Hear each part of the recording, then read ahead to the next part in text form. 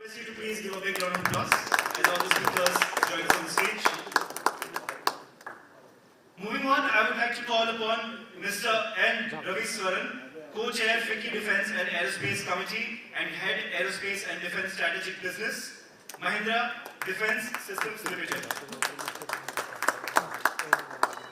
I would next like to call upon Mr. Uma Shankar Ji, Aerospace and Defence Industry Consultant, Dassault Systems India.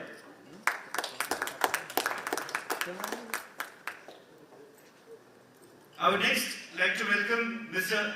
Ravi Kant, Chairman and Managing Director, Munitions India Limited. Munitions India Limited.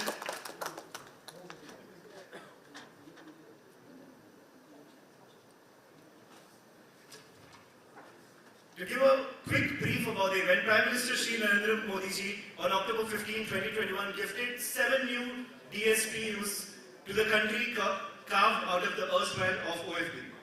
Corporatization of OFB was a major reform in the direction of making the country Atmanirbhar by unleashing the true potential in these entities.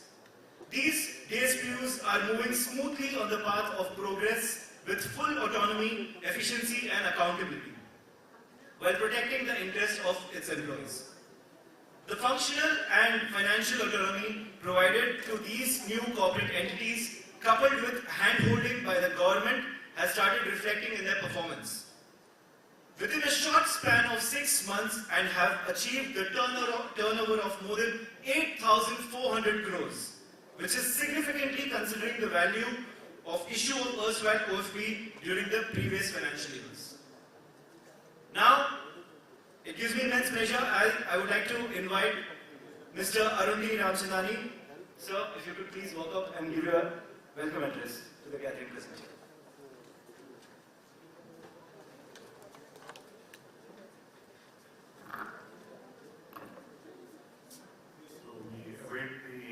Arrival of the Honorable Minister of State for Defence, Mr. Ravi Kant, my colleague Ravi Swaran, Uma Shankar. As was stated in the opening statement by the MC, the corporatization of the OFB was a long time in the making, but we always thought it would stay a long time in the making. We never really thought the government would bite the bullet, but the government finally did that. And, being part of the private defense industry, we felt that it is a good thing because now these guys have to compete with us. There is no more indents and nomination, and this will bring about competition. What we found was that this unleashed a lot of active energy from the 7 factories that were created. They seem to be in a rush to garner business, to show, behave like us corporates, show profitability, show growth in revenues, and suddenly this unleashed a lot of activity. I think the good part of it is that it has also unleashed a lot of public-private partnership. So while, in the erstwhile OFB to get entry and to reach inside one factory and to figure out how we can work together with the factory was a challenge. Now it's become a different environment where we sit together, we talk together, and we see how we can synergize. The OFB has, it's been the mother industry of all defense production, and they have such a spectrum of activities and products that if the Indian industry has to be an exporter, the OFB has or now these 7 corporate entities have a great role to play in that.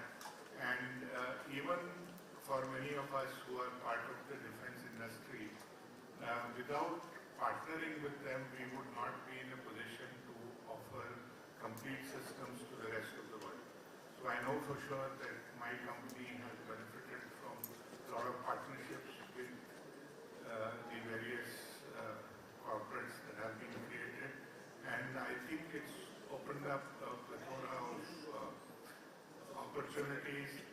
I would therefore call upon Mr. Ravikant, who's seen it from inside, to share his insights and probably share how the journey so far has been for 1 year and the way forward. So over to you, Mr.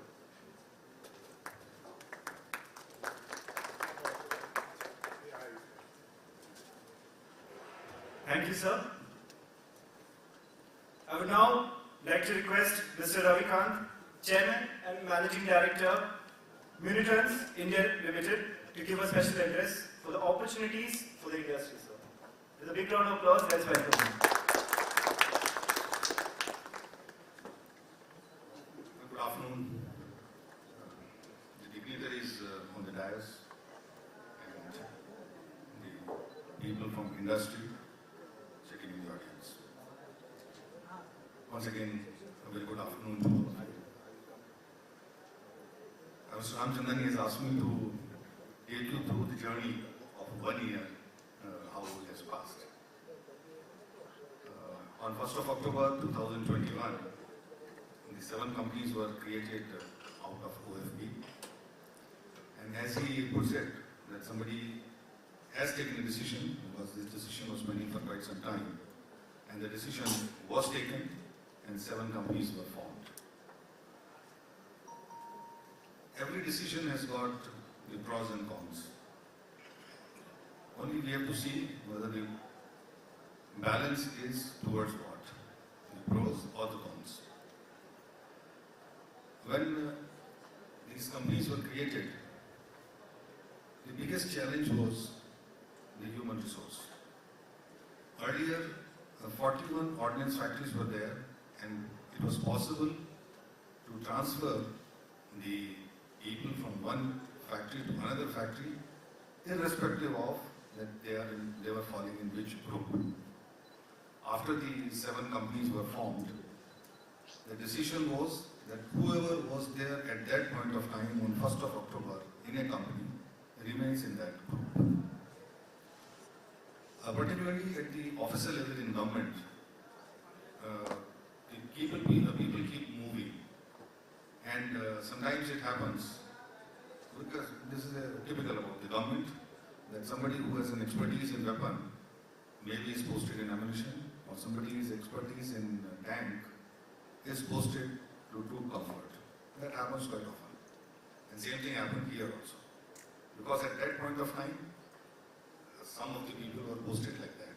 And that is a requirement of the vigilance department of the country. That they cannot remain there in a particular area for a long time. These are the directions of the CBC. So they also have to be complied with. So there was nothing wrong in moving people from one place to another place like that.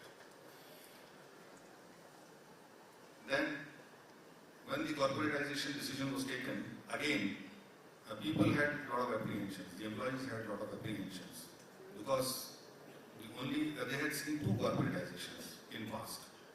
One was when part of PNT was converted to BSNL, and the other was a major department, which is Mint, that was Mint and printing presses of government. They were converted into a public sector. The BSNL example has not been very, very good for the employees, as we all know. As far as Mint is concerned, the story was entirely different, because they being part of Ministry of Finance, they being in an area which nobody else will do, nobody is going to mint the coins, nobody is going to print the currency notes. It has to be part of the government. But then, for ordnance factories, that was not the case. This area, anybody can do. So, this was a big challenge for the employees. But a decision is taken, so we have, all 7 companies have taken it as a challenge. And we, amongst ourselves also, we had a lot of meetings and discussions, and we decided that come what may be, we will see to it that we perform.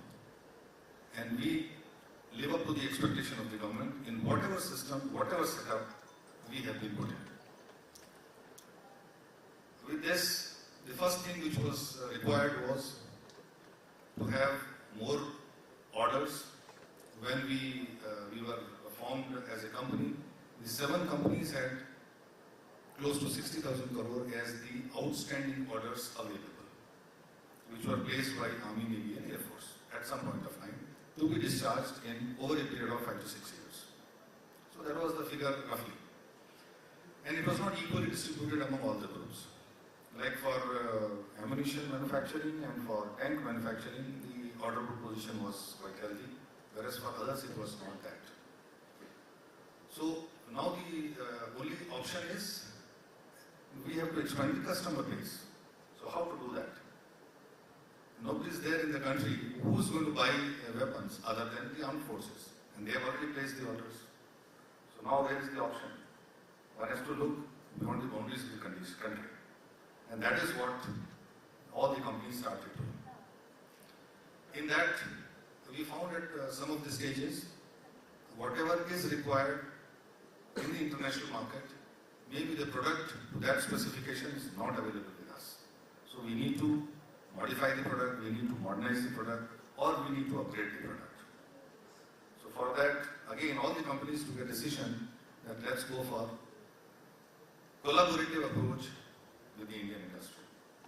When ordnance factories were formed, if I talk about the history, it was 1801 when the first ordnance factory came. And I was just telling, just before the meeting, that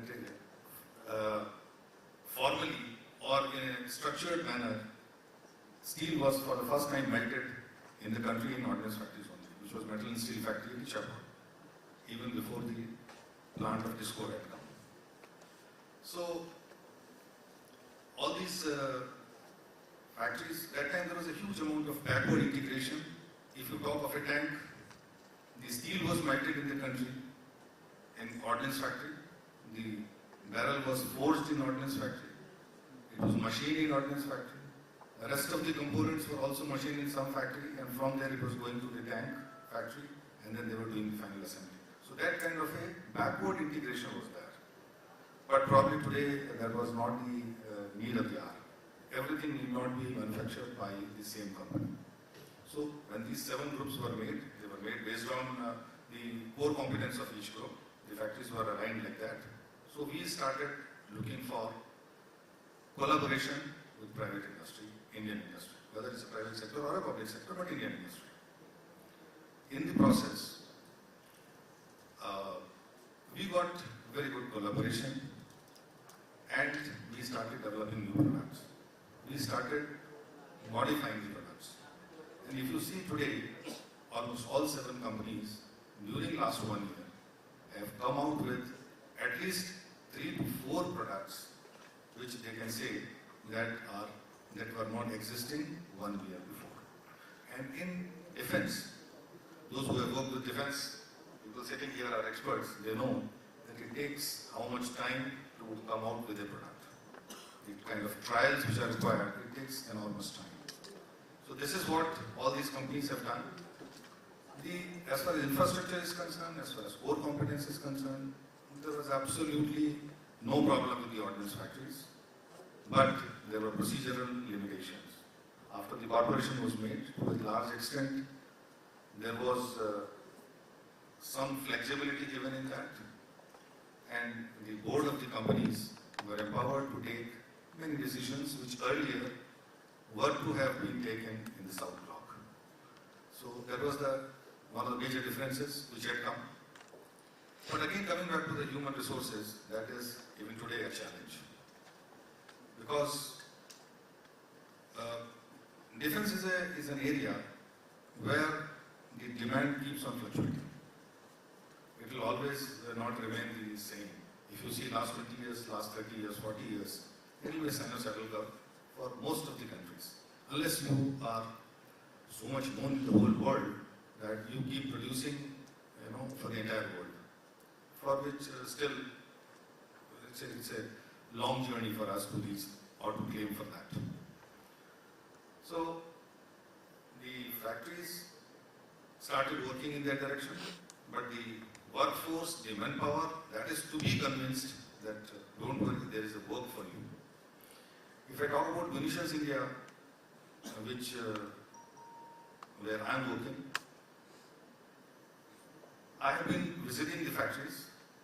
We have 12 units in the country under Munitions India Limited, and I have been talking to people, gathering them, maybe gathering of 1,000, 1,500, 2,000 people, and addressing them and talking to them and asking what are their apprehensions.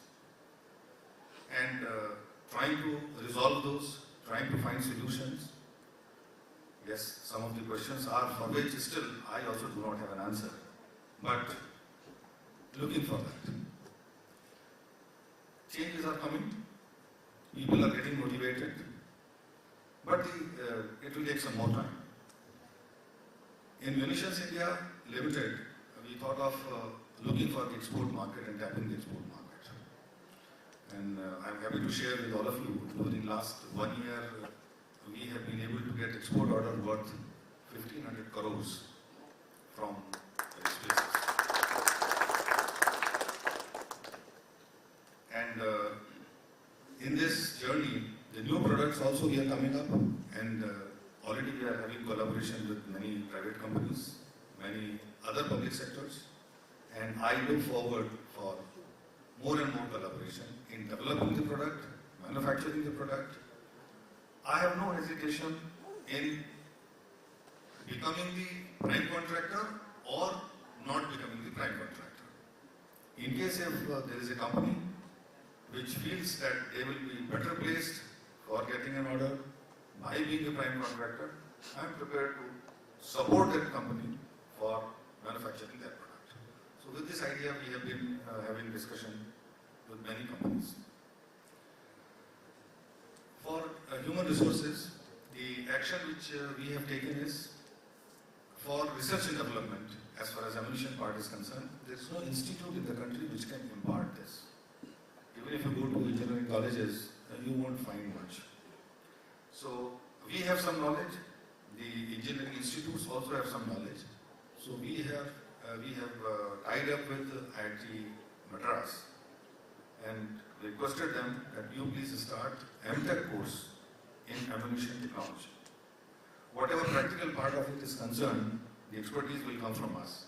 And whatever theoretical part is concerned, the expertise should come from you. So from this year onwards, that is just a month back, they have started this course, MTech in ammunition technology. This year it is for ordnance factories, that is MIL, and maybe next year onwards it will be for others also. Similarly, we have taken approval from AICT for starting PG diploma in defense manufacturing systems. This industry is entirely different. Those who are working in this industry, they know it is different than any other industry. So what is specific about it? For that, in the National Academy of Defense Production, which has been the academy for training in ordnance factories, we are going to start from next year this course for 2 years. Here also again, the practical knowledge which is required would be shared by the people who are there in our industry and have an experience in that area, and the others, the theoretical part of it, the theoretical management part of it, that would be tying up with other institutes or would be having a full-time faculty. That's another course which we have started, which we would be starting from next year. Because this year we couldn't start because when the approval came, we were left with just 15 days, so it was not sufficient time. The third is giving training. I want that skill development should be there in the country. It is in the interest not only for MIL, it is in the interest of the country. We should go for skill development. And that is the aim of the government. So in one of the training institutes in Jabalpur, which is with MIL, there in ammunition technology, we are going to start the short-term courses for particularly manufacturing part of it. The theory associated with the manufacturing of it. So that also shortly we will be coming out with, and would be requesting the industry also to join us, and whoever wants to share or have that knowledge, that we would be more than happy to share. We have now for some of the products, the tie-up have been done, but we are looking for some more products. There's another area which in the last time when I was talking in MO22 in Delhi, so there also I brought out, and again I'm bringing out here, we are looking for the manufacturers of plants where explosives are produced. Today, in our country, it is not, these plants are not built. But it is not that we cannot do it. Our industry is very capable and have got huge expertise.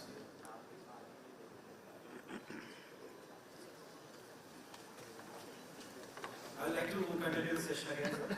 But now we have Mr. Ajay Bhatt, Honorable Minister of State of Defence, Government of India. Can we have a big round of applause for him, sir? Can I now request, ladies and gentlemen, FICCI has taken initiative towards green revolution by planting thicket of trees. Sir, I would like to request Mr. Arun T. Ramsandani, sir, to hand over. Thicket of trees on behalf of dignitaries at Trees for Tiga at Sundarbans National Park, West Bengal, taking a further step towards this initiative. We are handing over the green certificate to Mr. Ajay Bhatt. Sir, since you are here, I would like to request you to kindly address the gathering if you're okay. Just a couple of words. If that would be fine.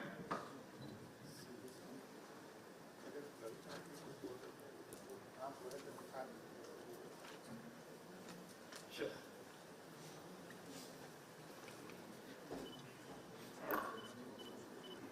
I welcome Honorable Raksha Rajya Mantri, Shri Ajay Bhatt ji,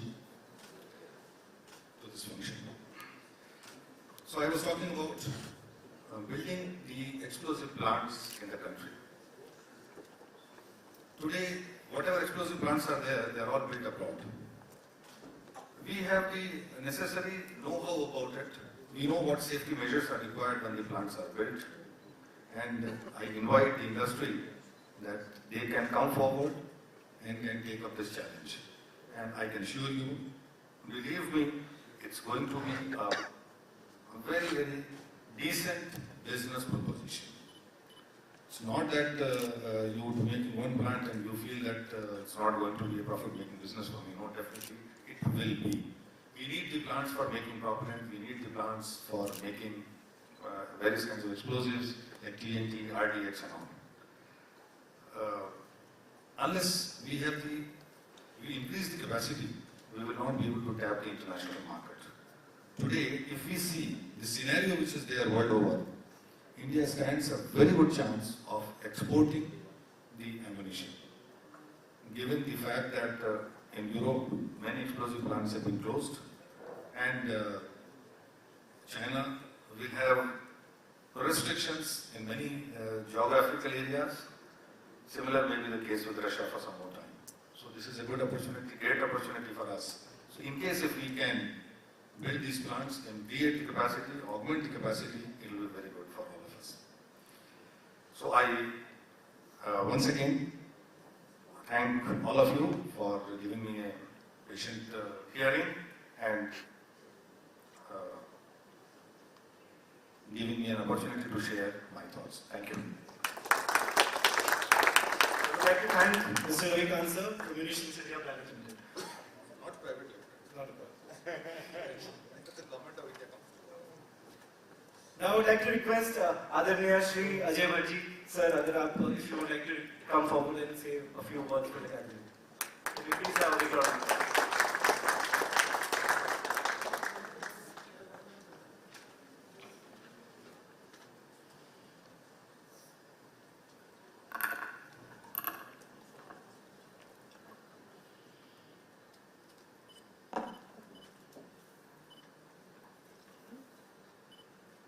यहाँ पर उपस्थित अरुण रामदानी जी, रवि कांत जी, N Ravi शरण जी, उमा शंकर जी और सभी audience में बैठे dignitaries और बहन जी, जितने भी हमारी मातृशक्ति हैं,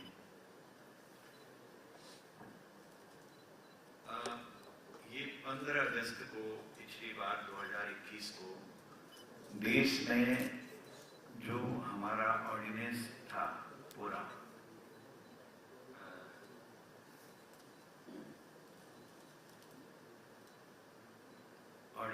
था ना फैक्ट्री, क्योंकि मैंने ही उस बिल को सदन में रखा था और देश भर में बहुत उस समय विरोध भी हुआ था।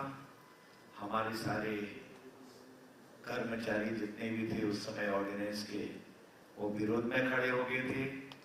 उनके साथ में रेलवे के हमारे जितने भी एम्प्लॉय थे वो भी हो गए थे। तो बहुत गर्मा गर्मी हुई थी उस बीच, लेकिन हम लोगों ने बहुत अच्छी तरह से सबको समझाया कि सरकार का कोई भी इंटेंशन ऐसा नहीं है कि किसी भी कर्मचारी या अधिकारी के साथ कोई दुर्व्यवहार हो या उनकी नौकरी में कहीं पर कोई किसी किस्म का खरोंच लगे। और जब बहुत ज्यादा हो गया था तो एक्ट में हमने बाद में माननीय प्रधानमंत्री जी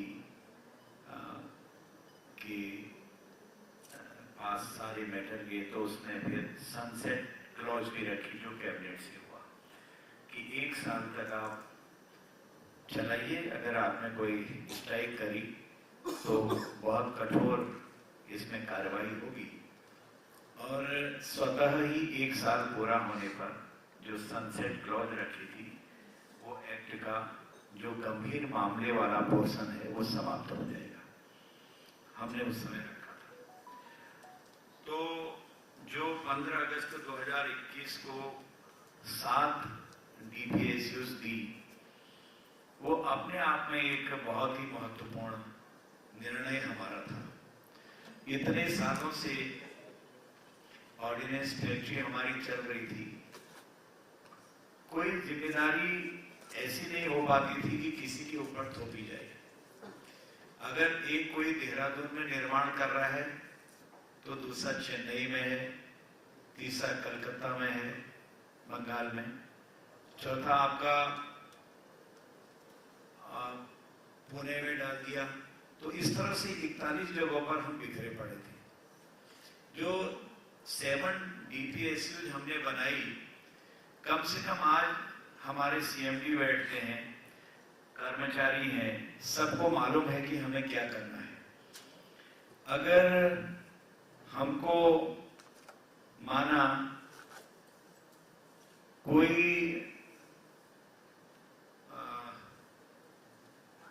विजन गॉगल बनाना है या फिर हमको कोई बुलेट प्रूफ जैकेट बनानी है या हमें कोई व्हीकल बनाने हैं, कई किस्म की चीजें हैं, या बर्फ को काटने वाले कटर बनाने हैं, तो आज कोई जिम्मेदारी ये नहीं कि एक ही CMD है वो देखेंगे, वो उस पर थोपेगा, वो इस पर थोपेगा, ये नहीं है।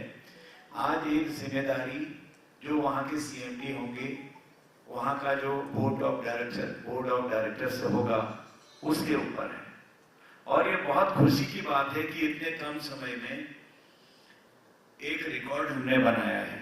पहले एक सबको डाउट होता था कि ये चला पाएंगे या नहीं चला पाएंगे, लेकिन आज धीरे धीरे हम लोग आगे बढ़ रहे हैं और आत्मनिर्भर भारत का जो मंत्र माननीय प्रधानमंत्री जी ने दिया था, उसको हमारे DPSUs ने साबित भी कर दिया है कि हम आत्मनिर्भर हो रहे हैं, अपने पैरों पर खड़ा हो रहे हैं और हम लगभग सभी हम अभी तक प्रॉफिट में हैं। आपके पास उससे ज्यादा जानकारी होगी इसके बारे में कि लगातार हम प्रॉफिट में हैं, हमारा कंपटीशन बढ़ रहा है। हमने साफ कहा है कि अगर आप सही निर्माण करेंगे तो आपकी चीजें हम खरीदेंगे, आप नहीं करेंगे तो फिर आप कैसे चलाएंगे आप जानिए। आप एक्सपोर्ट करिए, कहीं भी करिए। अगर बाय द वे हमको बुलेट प्रूफ जैकेट्स लेनी है तो हमारी DPSU जो बना रही है वो भी होगा, प्रतियोगिता होगी, कंपटीशन होगा। और जो हमारी MSME या फिर दूसरी फैक्ट्री कोई भी हो वो बना रही है, उसमें भी दोनों में प्रतियोगिता होगी। अगर यहाँ की जो भारत में निर्माण हो रहा है, प्राइवेट कंपनी कर रही है, वो अच्छी निकलती है क्वालिटी में, एग्जामिनेशन में, तो उसको हम प्राथमिकता देंगे। ये भी एक बड़ी बात है। इसलिए पहले से ये होता था कि सरकारी काम है, दस्तखत कर दो, तनख्वाह तो आनी ही आनी है, और आज यहाँ है कल वहाँ है, कोई ध्यान नहीं किसी चीज पर। आज लेकिन लायबिलिटी फिक्स की गई है लगातार, और मॉनिटरिंग हो रही है। हम उसकी बैठकें लेते हैं, उसकी रिपोर्ट्स को देखते हैं। एक साल अभी पूरा हुआ था, उस पर भी सारी चीजें देखी गई, किस तरह से मैनेजमेंट काम कर रहा है, कैसे हम आगे बढ़ रहे हैं। ये हमारा अभिनव प्रयास रहा है। इसको लोग कहते हैं कि प्राइवेट तौर पर आप प्रयोग कर रहे हैं, ऐसा नहीं है, गवर्नमेंट की ही है वो। डीपीएसयूज गवर्नमेंट के अंडर हमारा एमओडी काम करेंगे, लेकिन कुछ चीजें ऐसी हैं कि आने वाले समय में आपको खुद ही पैरों पर खड़ा होना है, तो खुद ही इतनी मेहनत करनी पड़ेगी कि आपको किसी की ओर देखना नहीं पड़ेगा। और जब आप आत्मनिर्भर हो ही रहे हैं धीरे धीरे, तो एक इतिहास भी रचा जाएगा। जो फैक्ट्री हमारी लॉस पर चल रही थी, नीचे हम आ रहे थे, हमको चिंता थी कैसे चलेगी, तो जब से हमने डीपीएसयूज बनाए हैं, तब से मैं समझता हूं कि सारे लोगों को ये खुशी होगी कि ये अभिनव प्रयास जो माननीय प्रधानमंत्री जी ने किया, वो 100% आत्मनिर्भर की तरफ बढ़ तो रहा ही है, बढ़ भी गया है, लेकिन हमको अपने पैरों पर खड़ा होना भी सिखा दिया है। इससे हमें काफी लाभ भी हुए हैं।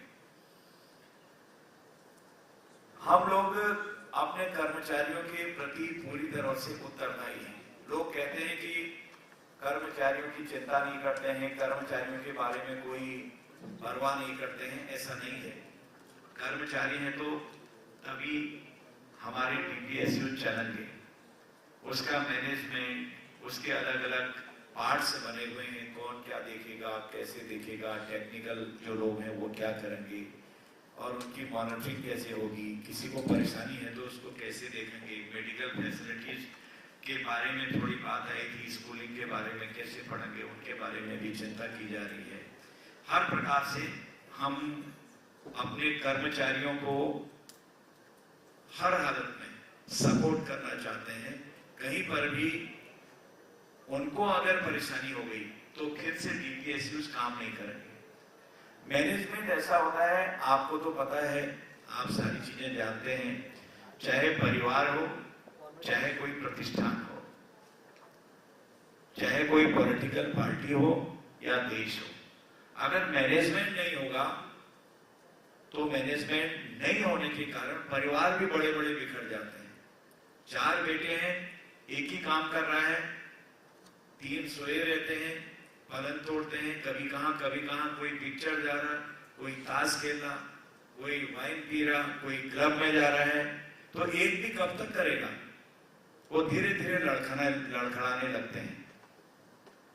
तो बाद में एक नौबत ऐसी आती है कि प्रेम तो होता ही है, कहते हैं सेपरेट कर दो इनको, एक शब्द आता है अलग अलग कर दो। जब वही जो 3 आज तक अलग अलग थे, एक कमा रहा था, लगे हुए थे, जब तीनों आते हैं तो उनकी पत्नी, बच्चे जो भी हैं काम पर लगते हैं, तो बिल्कुल नियमित आना जाना, देखना, सब कुछ करना, अपने को खड़ा कर देते हैं।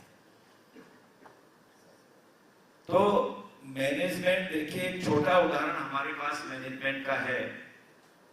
माननीय प्रधानमंत्री जी का मैनेजमेंट कोरोना के दौरान देखिए, और श्रीलंका को देखिए, कभी इतना विभत्स सीन आपने नहीं देखा होगा कि राष्ट्र का राष्ट्राध्यक्ष भाग रहा है और पीछे से लोग पथराव कर रहे हैं, भाग रहे हैं, मारो मारो कह रहे हैं, और वह नेवल अपनी जो यूनिट थी उसमें जाके अपने को सेव कर रहे हैं।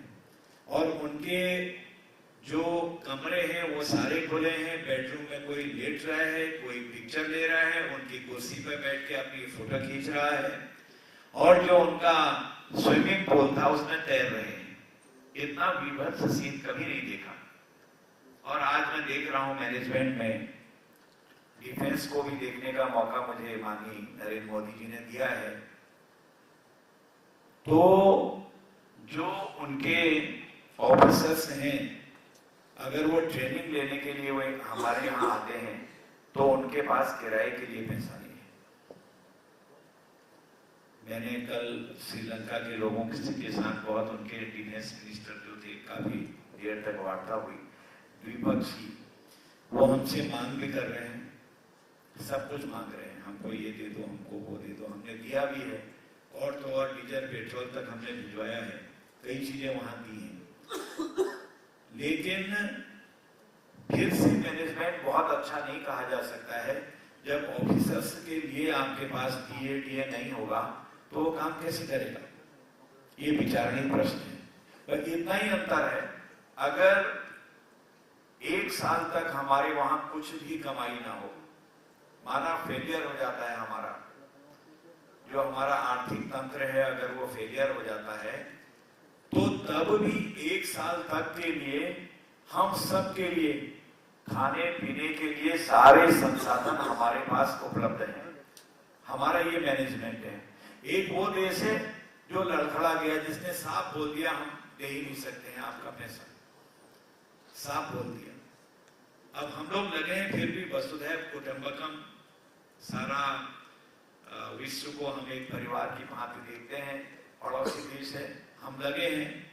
और इतने के बावजूद भी जब कभी कभी पड़ोस से भी ये रहता है कि चालाकी होती है, तो मन कभी कभी खट्टा होता है। आप पड़ोस में देखिएगा कि आप हेल्प कर रहे हैं, कमजोर पड़ गया,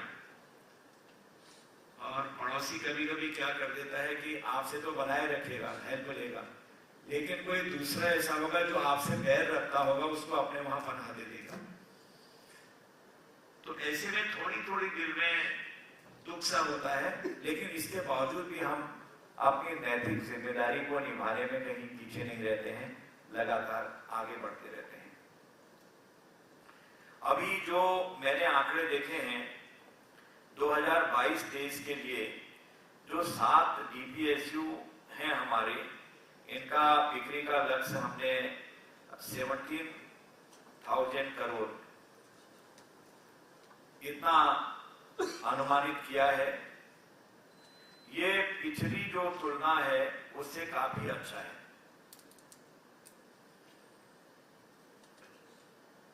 6 महीने की छोटी सी अवधि में ही हमने 8,400 करोड़ से भी अधिक का कारोबार कर लिया, जो एक रिकॉर्ड है। अगर हम पहले देखें तो उस समय जो हमारा OFB था, उसके मूल्य को देखते हुए ये बहुत महत्वपूर्ण है। अभी तक जो हमने 7 डीपीएसयूज बनाई हैं, उसमें 2021-2022 में 7 कंपनियों में से 6 ने वित्तीय विवरणों के आधार पर मुनाफे का संकेत दिया है। ये बहुत बड़ी उपलब्धि है। एक आध बराबरी में है, जंप नहीं कर रहे हैं। एक तो जो 6 हमारे डीपीएससीज हैं, तो उन्होंने बहुत अच्छा जंप किया है, हम आगे बढ़ रहे हैं। इसका मतलब हमारा मैनेजमेंट ठीक हो रहा है, हम सफल हो रहे हैं, हम आगे बढ़ रहे हैं। और आज तो हम देश में कहीं भी आप देखें, इतने आत्मनिर्भर हो गए हैं कि पहले से जो हम बाहर की देशों पर बहुत बड़े निर्भर थे, आज वो निर्भरता हमने बहुत कम कर दी है। 310 आइटम तो हमने बैन कर दिए हैं, और छूट लगाए तो अभी एक एग्रीमेंट और हुआ, उसके छोटे मोटे पुर्जे इंस्ट्रूमेंट तो ये सारी चीज लगा के 1000 से क्रॉस हो गया है। हमने कहा ये चीज हम लाएंगे ही नहीं, बाहर से नहीं लाएंगे। वो दृष्टिकोण कभी किसी के दिमाग में पहले आया नहीं। हम इतना पैसा एक्सपोर्ट इंपोर्ट करने में लगाते थे। उसका परिणाम क्या हुआ कि आज हम जो एक्सपोर्ट कर रहे हैं, उस दिन पहले का आंकड़ा अब तो बढ़ गया होगा, 38,500 करोड़ रुपए का एक्सपोर्ट हमने पहली बार बाहर कर दिया। ये बहुत बड़ा है। अभी 2020 में सिपरी ने एक सर्वे किया है। सिपरी आप सब जानते हैं, क्योंकि फिक्की के लोग हैं तो रात दिन देखते होंगे, फिर भी नेट पे सिपरी को देख लीजिए। 2020 में उन्होंने जो सर्वे करी, तो उसमें कौन टॉप देश हैं, उसमें से 25 टॉप देश चयन हुए।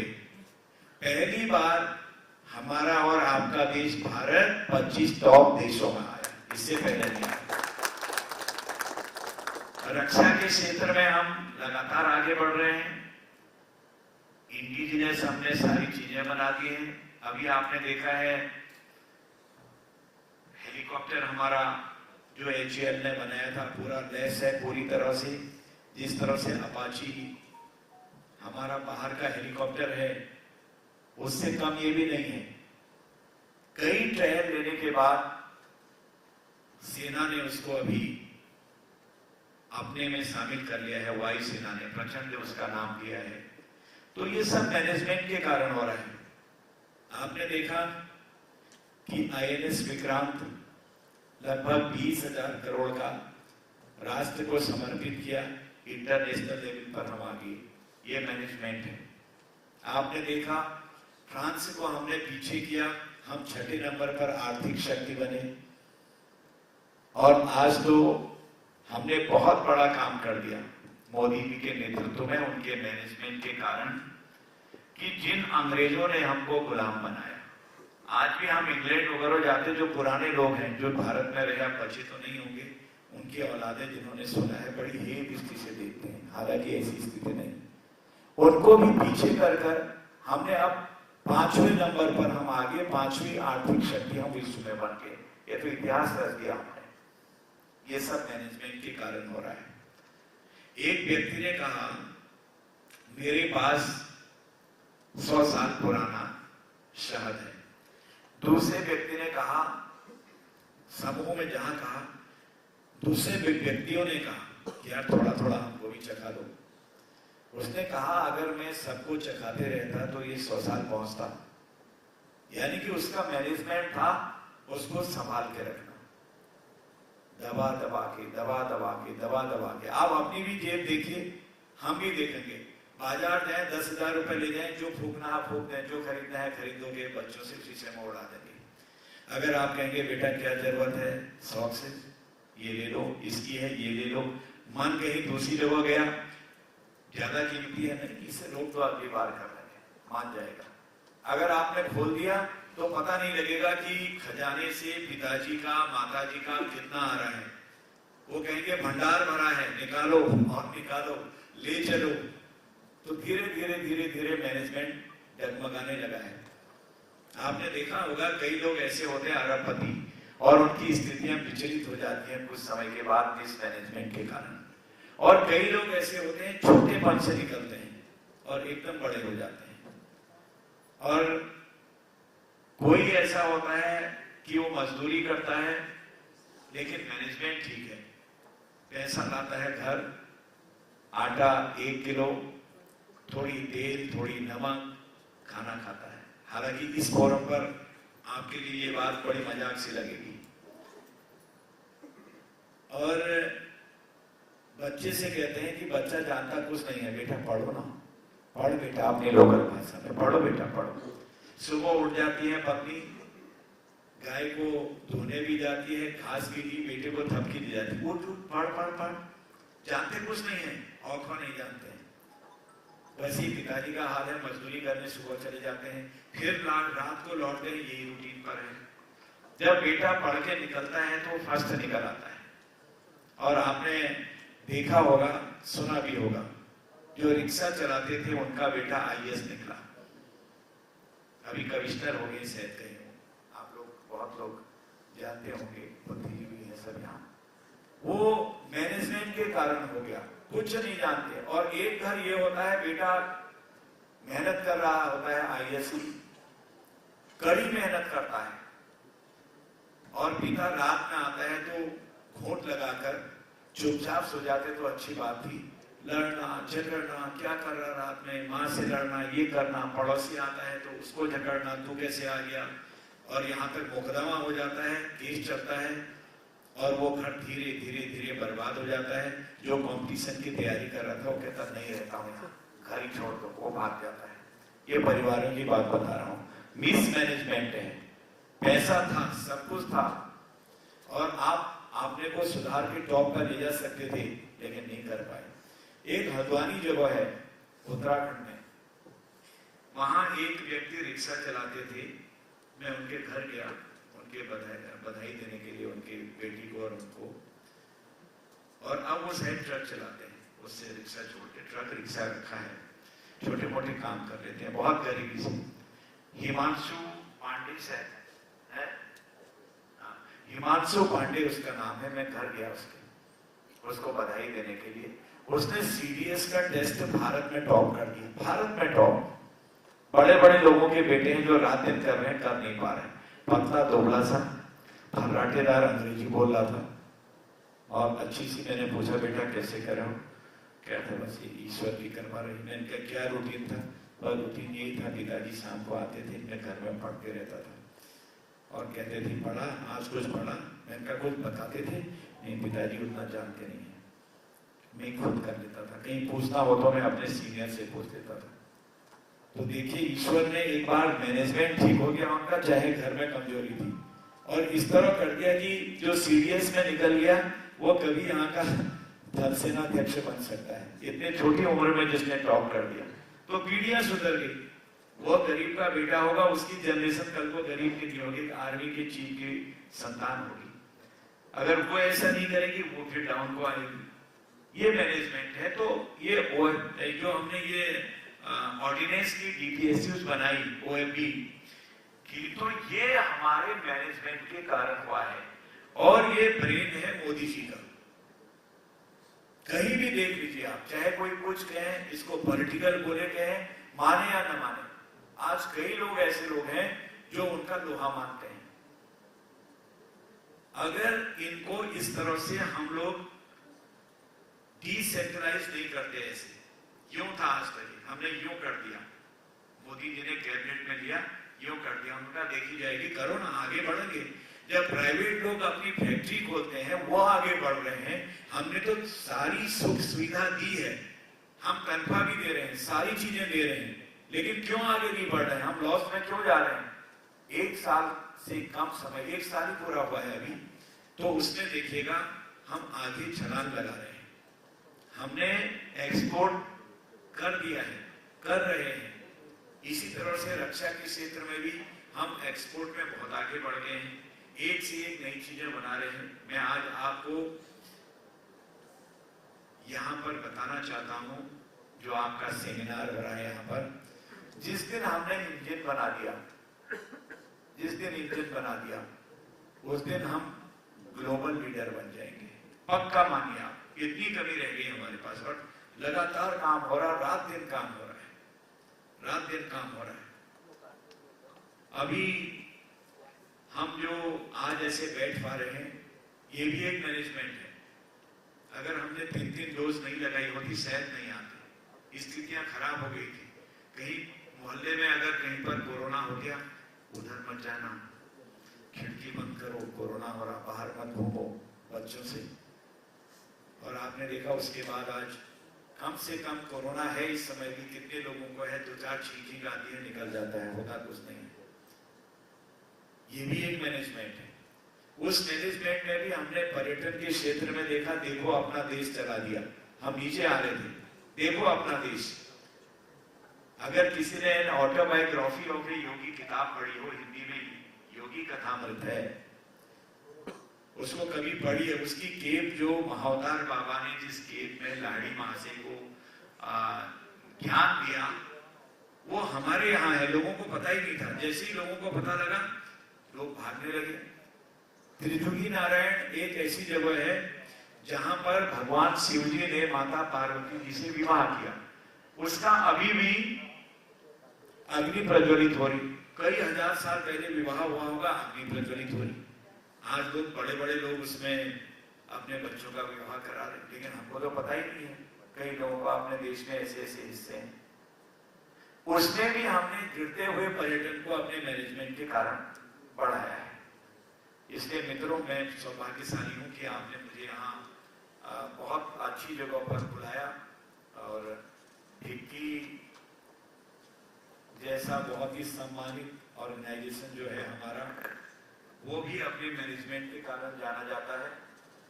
एक से एक चीजें उन्होंने आगे इजाद की हैं, मार्गदर्शन करते हैं और कैसे हम लोग मैनेजमेंट को आगे ले जाएंगे, किस तरह से हम आगे बढ़ेंगे, उसको भी हम अच्छी तरह से देखते हैं। मैं अपनी वाणी को विराम देने से पहले एक छोटा सा आंकड़ा बताकर समापन करूंगा। रक्षा मंत्रालय ने 2025 तक एरोस्पेस और रक्षा वस्तुओं और सेवाओं में 1.75 लाख करोड़ रुपए का कारोबार हासिल करने का लक्ष्य रखा है, जिसमें 35,000 करोड़ रुपए का निर्यात भी शामिल है। हमारी डीपीएससी जिसमें शामिल रहेंगी। तो मैं समझता हूं कि जो निर्णय सरकार का था बहुत अच्छा था और हम आगे बढ़ेंगे। अच्छा, हमारा जो म्यूनिशंस इंडिया लिमिटेड है, MIL ने पिछले साल में हर प्रकार के गोला बारूद के लिए 1,500 करोड़ रुपए से अधिक के निर्यात के ऑर्डर ले लिए हैं अभी तक। तो ये बड़ी बात है। और ये जो हमारा यंत्र इंडिया लिमिटेड YIL जिसे हम कहते हैं, इसने भी रक्षा बाजार में 300 करोड़ से अधिक के ऑर्डर अभी तक ले लिए हैं। ये कम बात नहीं है। और हमारा जो यह ट्रूप कंफर्ट लिमिटेड TCL ने एक विशिष्ट बाजार में प्रवेश करने और लंबे समय में अपने व्यवसाय को बनाए रखने के लिए bullet proof jacket, ballistic helmet, ECW, CS आदि जैसी वस्तुओं का विकास किया है।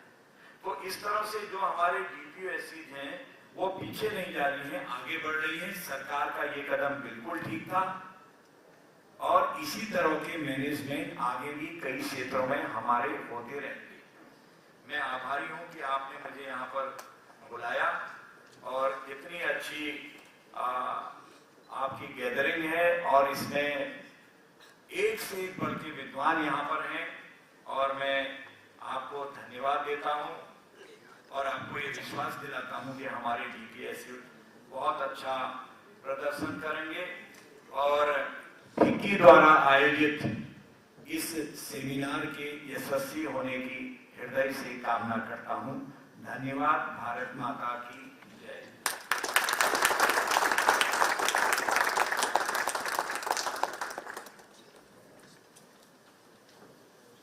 आदरणीय श्री अजय भट्ट जी की एक बार फिर से जोरदार ताली हो जाए। सर, आपने हमें यहाँ सिर्फ मोटिवेशन और इंस्पिरेशन दिया, मैनेजमेंट और बिजनेस मैनेजमेंट के बारे में बहुत कुछ सिखाया। तो हम भी कोशिश करेंगे आगे बढ़ते हुए इसको फॉलो करें। अब मैं I would like to move on and I would like to call Mr. N. Raviswaran. Sir, I would like to request you to please come forward for the vote of thanks.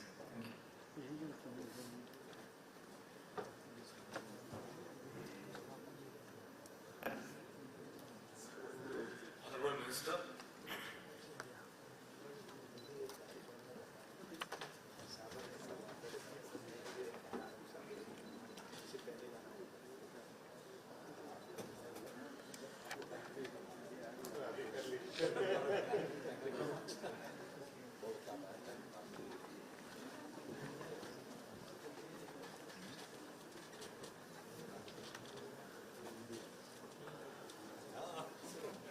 Ladies and gentlemen, request you to please kindly take your seats. The session is not yet over.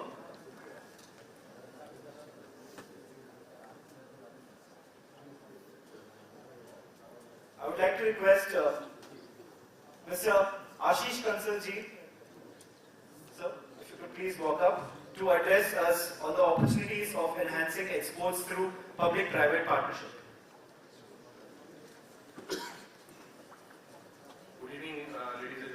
I will not take much time. I'm sorry I got delayed, got stuck with the visitor at our stall. So I will not take too much time, maybe another 60 seconds of yours. I think, the corporatization of the OFB, a lot of people said is a challenge, is a wrong step, but as our Honorable Minister said a few minutes ago, it's something which has come out very well, and I would rather give the credit to the CMDs of these OFBs who really converted this challenge into an opportunity and brought alive the organizations in a very different role.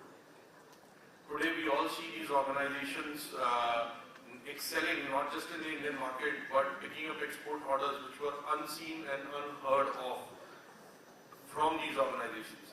A lot of people expected differently from these organizations, and I think the CMDs of these organizations, the teams they have put together, they have proved everybody wrong. They have excelled in their products. They have excelled in the way they have taken their businesses forward.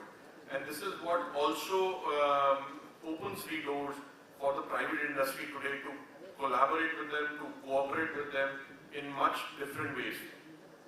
To share a few thoughts on this, there is today a need, an opportunity wherein we need to increase this partnership between the private sector and the DPSUs. And I would call them the so-called DPSUs because I think today they are walking maybe in few fields ahead of even the private Indian industry. And this is where investments with these organizations and the private organizations can go together and combine the strengths of both these organizations to produce a much better, much more advanced and a product line which will be a combination of the strength of both these organizations. So that's something which is still pending even as a policy matter, and this is where we must put our thoughts together and see how we can frame a policy where the DPSU strength and the private industry strength can be combined, not just on the superficial manner but into joint ventures, into joint production capabilities and joint development capabilities. Thank you so much. Thank you.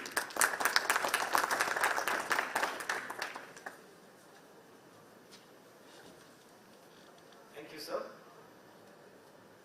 Moving forward, I would like to call Mr. Umashankarji to discuss on the key topics of design and manufacturing in the digital age.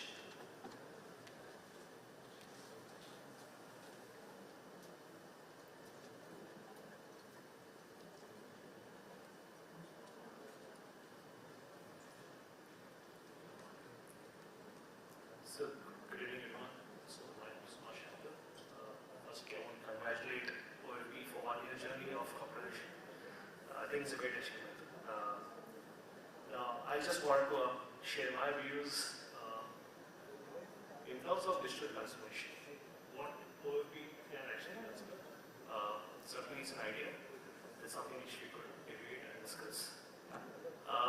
What kind of digital transformation can help OFB to be sustainable, compete locally in India as well as globally as well? In terms of technology, I think we have heard a lot of buzzing words like 3D printing, IoTs, Industry 4.0. There are a lot of things which is kind of buzzing in the market. But I just want to pick two things, probably share that as a view. So the first idea I intended to share was on the factory of the future. So basically how we as a factory probably can think about looking at bringing some intelligence into their factories in terms of adapting the new manufacturing trends. The second topic I want to talk about is how do we bring the digitization or the new product development. I think Mr. Ravikant was pointing out collaboration, was pointing out skilling. So these are some of the things I also want to reiterate in my presentation. So the factory of the future, the manufacturing technology was a matter of choice, I would say, in the past. But the post-pandemic or the pandemic times, we have seen there's a lot of turbulence in the global market in terms of the supply chain uncertainties, the global issues in terms of slowing down economy. this is kind of giving us some kind of insight thoughts where the industry has to start adapting. It's not going to be a no more choice. Probably industry has to start looking at adapting some new trends in the market, which could be the IoTs, the robotics, or even the optimization of resource planning. Because we are seeing the market where if one country is getting into a turbulence of some disturbance, how the supply chain is really impacting, which is causing a downturn in the manufacturing. So I think all of this has to be considered, and hence we would call it as factory of future, where the factory of future is ready for any of these turbulence that would occur in the market. Now, if you look at the factory of future, I would probably say these are 5 pillars that has to get into factory of future. It's going to be a combination of digital manufacturing and as well as the manufacturing execution that goes on to the shop floor. So when I say digital manufacturing, I'm actually talking about how a machine is going to interact with the product and how the human is going to really work on the shop floor, which you could pretty much do it digitally and ensure that all the different challenges you encounter can be predicted upfront and then get into the manufacturing. And I'm sure OFB also would be considering in terms of optimizing their shop floor lines or the manufacturing layout, which can be done virtually as well. That's why I call it digital. Digital means virtually you can do all of this what if analysis, what if studies, and then go and start doing it on the shop floor. The second part of the factory of future is the manufacturing execution. As I pointed out, there are a lot of emerging trends in the industries as connected machines or doing optimization of the supply chain issues. So some of these aspects can be kind of considered in the factory of future. So keeping that in consideration, I've taken one illustration as an example. I'm sure you'll be able to interpret what I'm showing you on my slides. Now, each of those factories are interdependent on other factories. It's not going to operate individually. So it's going to be very important. The factory of future or the manufacturing technology spreads and cuts across all the factories within that particular cluster. It's not only about the factories within the cluster, also the supply chain as well. So this is going to be extremely important, and I'm highlighting the value of the network, the supply chain network, and also the manufacturing operation management. That's basically traceability. So for an example, let me take an example of traceability.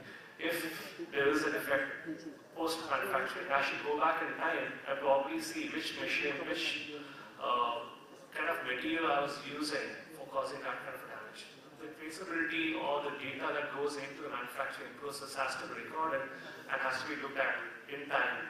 So that's going to be extremely important as we're going to compete with the global market as well. Now, what are the key benefits? Obviously, by adapting some of these technologies, you're going to actually lower the cost. You're going to have a greater visibility of your manufacturing process. You're going to increase the footprint of our products globally as well as locally in the Indian Armed Forces as well. So this is something which I felt as an advantage, which I thought of sharing it across, and we would like to have such kind of discussions with the OFBs as well. I would not take another real-time example of an OFB. So maybe an example of traceability of shell and homogeneity. So I'm sure like we are manufacturing a lot of ammunitions. And there are numerous challenges which might occur in the real world. So the Industry 4.0 or the factory of future can adapt some of the latest trends of traceability. A very simple example is of having an RFID to go and check what is my quality of my raw material of ammunition that goes into the shell. And you could probably trace back and see what is going to be my quality over the period of time. So this is going to be helping in terms of reducing the non-conformance of the products that you're going to manufacture. So I will not get into too much of this, but as you see, the example also talks about connecting different missions together along with the product so that there's a clear digital thread that's been established between the product, the missions, and the people as well. So these are some of the benefits that we foresee could be a possibility of advantage of adapting traceability or adapting factory future in terms of tracking the product tracking or the process adherence or resource management. These are some of the advantages we might probably see over the period of time. Now, keeping this in consideration, I probably also would like to touch upon how do we tackle the indigenous development of defense products within OFB, and also how do we kind of collaborate. I think what Ravikant sir was pointing out is a very similar thing. How do I collaborate with the ecosystem of the Indian private players, academic institutes? How do we improve the skills? So we would like to touch upon that as well in a very short moment. Now, in short, as we all know, there is a push from the Indian government, Make in India, vocal for local. So there are a lot of initiatives that we are kind of seeing from the government policies as well. So this is something which is I wanted to highlight. Now we also see that there is a lot of market study within the government reports and as well as private surveys. Basically, there's a lot of capability that we could enhance the productivity of the defense aspect. Now, if we need to actually scale up the productivity of the defense, it's not so easy. There's a lot of challenges that we foresee down the lane. One is infrastructure. Today, even though we talk about a lot of these technologies, we honestly feel there's a lack of infrastructure and implementing these kind of technologies. The second aspect is high in cost. We know that these technologies are not going to be that easy. It involves a lot of investment from the government as well as from private players. So there's going to be something that we need to address upon. There's also a shortage of skill in these kind of technologies. So I'm highlighting these technologies so that I could probably even pitch what kind of actions that we could probably take to address some of these challenges in my coming slide. Okay. Now, in terms of how do we indigenously develop some of these products, there are numerous technologies in the market which is cutting across design simulation. And we also see a lot of machine learning getting into this design activities as well. Earlier, if you look at 2 decades back, it was purely a 2D design, like a drawing-based activities. Today, the technology has evolved over the period of time. We are seeing machine learning guiding the design team or guiding the design engineers to suggest what is the best possible design to be adapted. So there are a lot of evolving technologies coming over the period of time, and I think this is something which we have to look into. What we call as a Watson, where you kind of connect the digital CAD and the virtual simulation validation together to evolve the design. Now this is another point of view. We know that OFB has a lot of learning institutes. It's just an idea that we want to share is, can we have a kind of a center of excellence which could probably promote a lot of these technologies, not only from helping OFB institutes, but also to empower the MSMEs, the local small-scale manufacturers, where they could probably leverage the center, upskill the knowledge that, or capitalize the knowledge that OFB has gained over the years, and improve the productivity. So this is something which we felt maybe an idea we would like to share with us.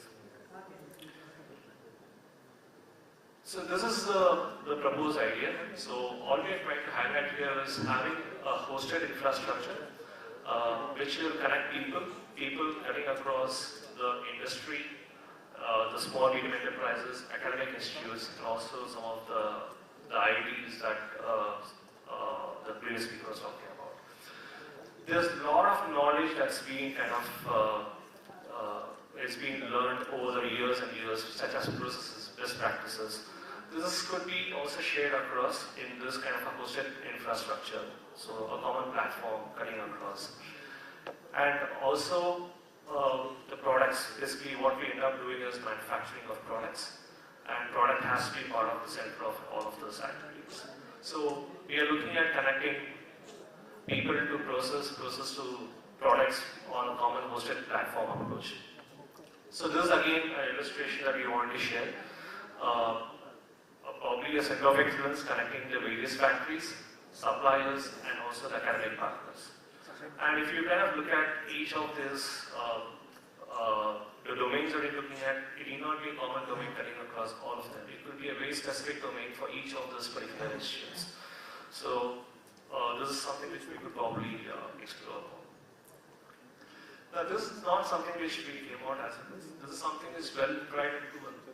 This is one of the examples which I want to show is a Booster Airspace. So Booster Airspace is a consortium which is kind of formed in France, where different OEMs came together and they formed a consortium to tackle the supply chain issues, enabling or empowering the MSMEs. So this is something which has been kind of well tried and it's proven and it's been there actively working for the last decade now. So we thought probably this could also be something as a referral for India. Okay. So in short, I would like to conclude my presentation by just highlighting the 2 points I've highlighted. One is a factory of future, that's basically bringing the manufacturing technologies to our own factories in India, and as well as how do we empower the MSMEs, bringing the collaboration with academic partners to address some of the key challenges that we highlighted. So with that, I would like to conclude and also want to thank this opportunity as well. Thank you. Thank you, Mr. Umashankar. I would like to call Mr. N. Raviswaran sir, if you could just come up and address the gathering with a vote of thanks with a few words. And then we would be open for some questions and answers if there are any.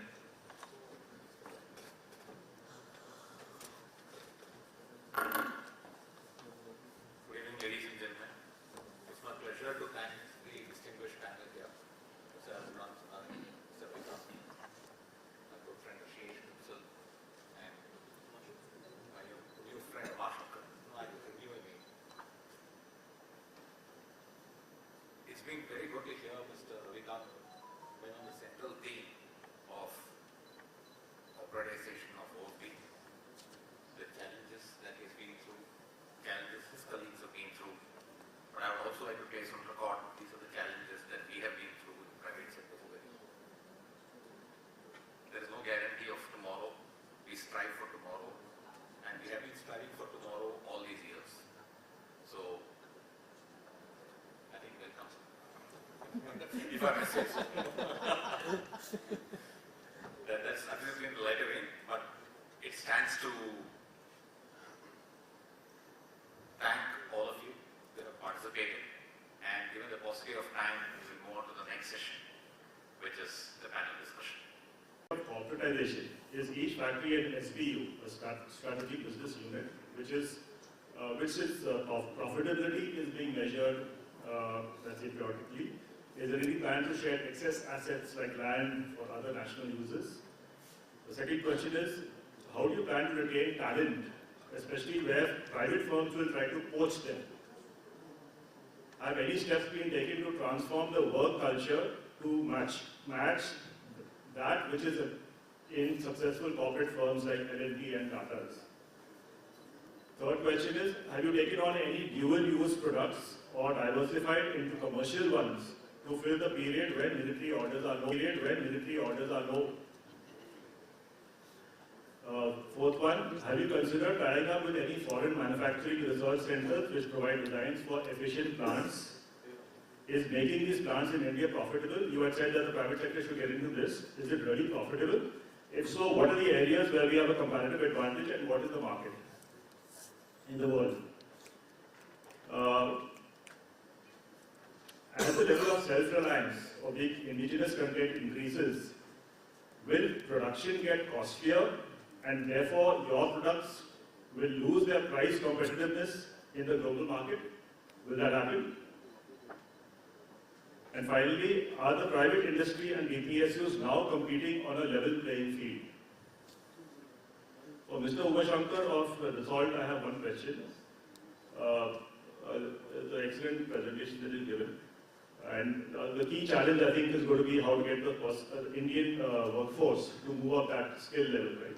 And right now, India's got a very low record, maybe around 8 or 9% skilled workforce compared to South Korea, which has got 85%, and China's got some 65%. So, how do you believe that this challenge can be taken on? I mean, Sir, I'm so sorry to cut you. yeah. Since time is pressing, why don't we take this questions personally? Not an issue. Not an issue. I just thought if we would be more than happy to answer you on the question. Yeah, thank you. That's fine. You could have identified yourself, please. Yeah. I'm Colonel Kevin D'Souza. I'm a retired army officer. I've researched in IDSA, New Delhi for 2 years. published a book on transfer defense technology, and currently I am interacting with around 6 think tanks in the country. Would request you to take this offline. Yeah, sure. We did not have a question answer session in the inaugural session. Thank you. So all the questions have been taken note of and they will get taken. Moving on, for the next session, I would like to call upon, so I would like to thank all the speakers here. Can you take a seat, sir? With a big round of applause, please. Moving on to the next session, that is the panel discussion, which is going to be moderated by Mr. N. Raviswaran. I would like to call the panel members, Mr. Rajesh Chaudhary, Chairman and Managing Director, Advanced Weapons and Equipment Private Limited, India Limited. I'd like to request you to please kindly walk up, sir. Mr. A.N. Srivatsav, Chairman and Managing Director, Armored Vehicles Nigam Limited. Mr. V.K. Tiwari, Chairman and Managing Director, Gliders India Limited.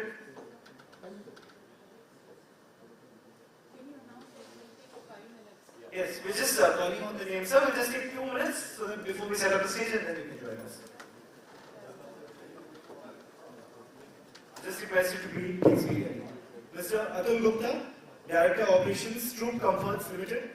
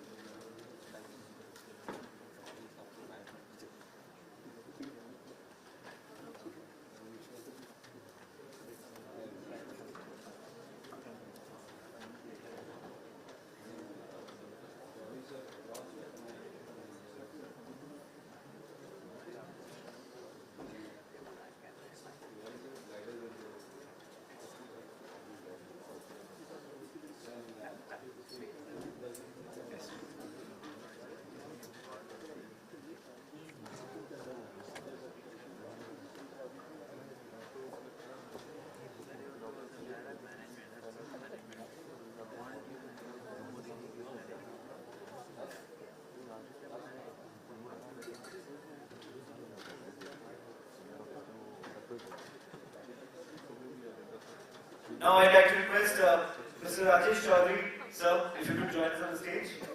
Mr. A.N. Srivatsava, sir, if you could please join us. Mr. V.K. Tiwari and Mr. Atul Gupta.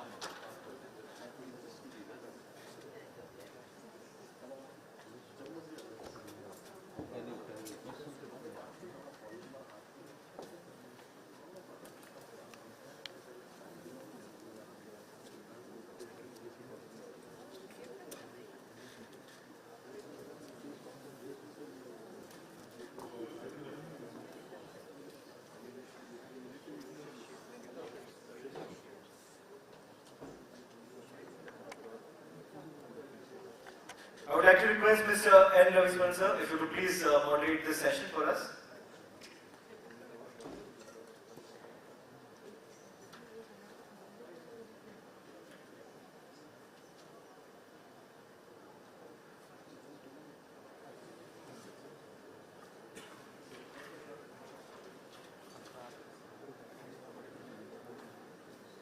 I would also like to request Mr. Azmatullah Mohammed, Director, Customer Solution Experience, Resolve Systems in India.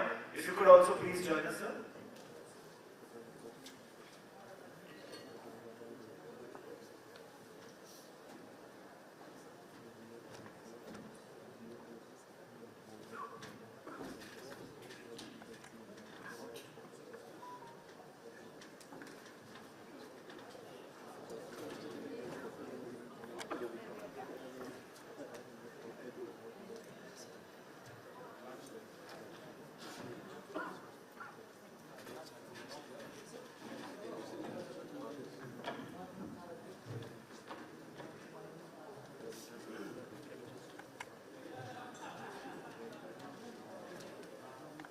Do we have Mr. A. Srivatsava present here? He's coming. He's coming.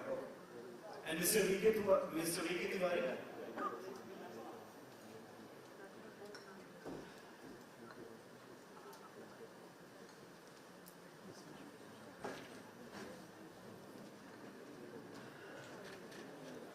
Sir, I would like to request you to please come. Thank you very much. Good evening once again. So, given the paucity of time, we will change the format in which we are going to interact with the participants. So, first of all, very warm welcome to all the distinguished panel on the stage. I will be requesting each one of them to say a few words about their experiences on corporatization of OFB over the last year, and in your case, how can you enter the process in perhaps public-private partnership. So, let me start with Mr. Chaudhary first.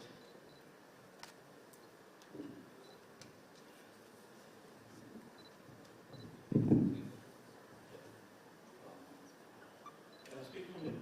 Yeah. Okay. The dignitaries present on the dais and my co-panelists and the leaders from the industry and the officials from FICCI also. First of all, I would like to thank FICCI for organizing this seminar, our panel discussion, and inviting me to express my views. Before I express my views on the subject, I would like to briefly tell that Advanced Weapons and Equipment India Limited is a DPSU formed after Corporation of Ownership Board. We are primarily dealing with the weapons manufacturing. Our product range includes the artillery guns, 105, 130 mm, 155 mm. We also produce air defense guns, naval guns, and we are also producing large category of small arms weapons, that is rifles, carbines, pistols, revolvers, machine guns, even for the civil trade market as well as for defense forces and for paramilitary forces.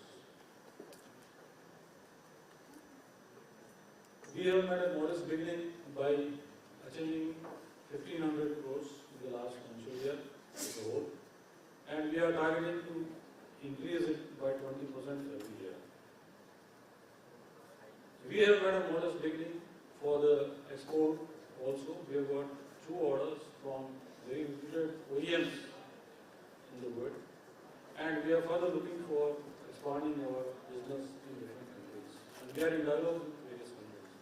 We have large category of products which are having a potential for consumption across the world, and we are in dialogue with various countries also for selling our products to them, and we have got many wins. Apart from other countries, we are also collaborating with the leading private industries in the country, and on this occasion I would like to specifically mention that the biggest change compared to the earlier format and this format was that earlier the focus was on execution of the orders which were received, and mostly these orders were received on nomination basis as was known. But now the focus is very different. We are focusing on expanding our business. We are focusing on maximum utilization of the resources, and in the last 1 year we have been able to double the order book, and we are at 7,000 crores at present, and we are likely to achieve 10,000 crores by the end of this financial year.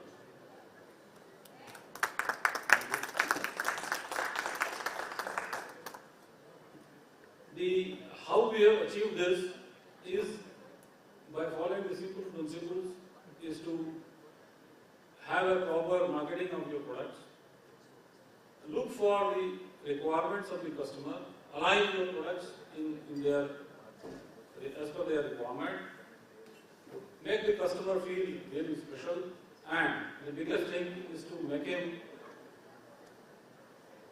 also feel that he is getting the product of the reliable quality which he can depend on, particularly in the most difficult times. and our product range is such that they are used in the conditions where it's a matter of life and death for the individual user as well as for the country. So quality is of paramount importance for us.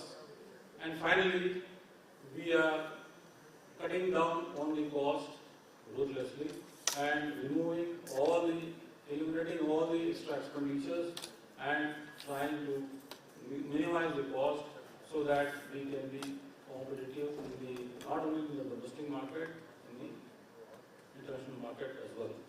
So that was briefly from my side. Thank you. Thank you, Mr. Chaudhary. I think you brought it out very well that you moved on from execution to the complete cycle that we follow. I think it's a very major transformative step. Thank you so much for your kind words. I now invite Mr. Srivastava for your kind words, please. Good afternoon. As you all know that OFB has survived the aftermath of time for around 200 years, and moving forward, probably Government of India realized that a government entity and that to a production entity cannot face the present challenges when it is tied with the traditional, the age-old rules, regulations, practices and such activities.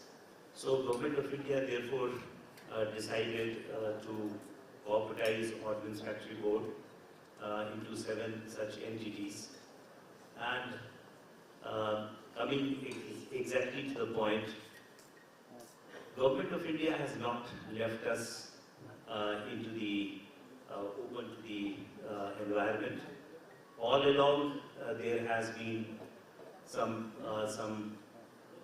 structural change or support that has been provided after this corporatization exercise.